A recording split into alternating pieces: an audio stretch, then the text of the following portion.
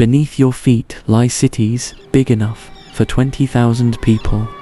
Above your head rise stone towers carved by ancient volcanoes, and in between, the Christians who hid here to survive. Cappadocia isn't a place, it's a time machine. Cappadocia is a landscape created by volcanoes, shaped by wind, and guarded by people who refused to break. From the Hittites and Persians to the Romans and early Christians, every civilization carved their story into stone and left it behind. 3 volcanoes, Ergius, Hassan and Golo, erupted with a force equal to hundreds of nuclear bombs. They buried everything in ash up to 150 meters deep. When the chaos finally cooled, it left behind something the world had never seen.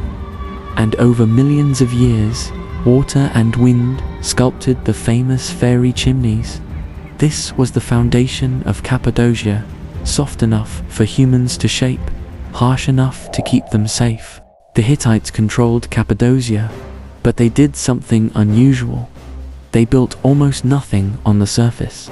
Everything important, food, weapons, documents, shrines, went into the rock. This wasn't out of fear, it was strategy.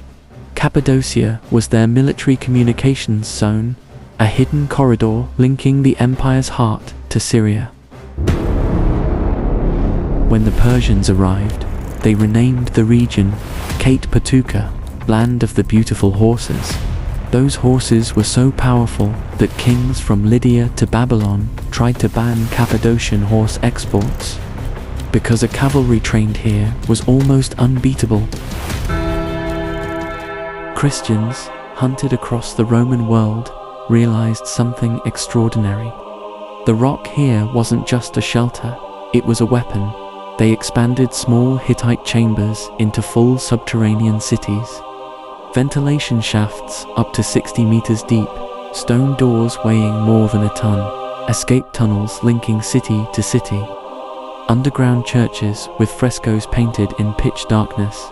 This wasn't architecture, it was survival engineering, and at the heart of it stood the Cappadocian fathers, Basil of Caesarea, Gregory of Nyssa, and Gregory of Nazianzus, 3 thinkers who shaped Christian theology from inside these stone sanctuaries.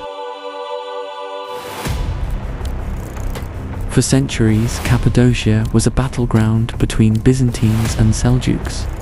But instead of collapsing, it evolved. Silk Road caravanserais, Seljuk mosques and seminaries, new Byzantine cave churches. That's why Cappadocia feels like 3 worlds in one: Hittite strength, Christian mystery, and Anatolian Islamic elegance.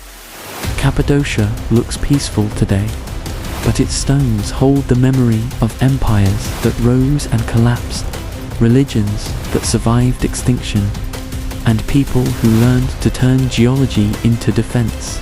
It is the only place on Earth where volcanoes built the land, faith carved the mountains, and fear chiseled entire cities into the dark. Cappadocia isn't ancient, it's eternal.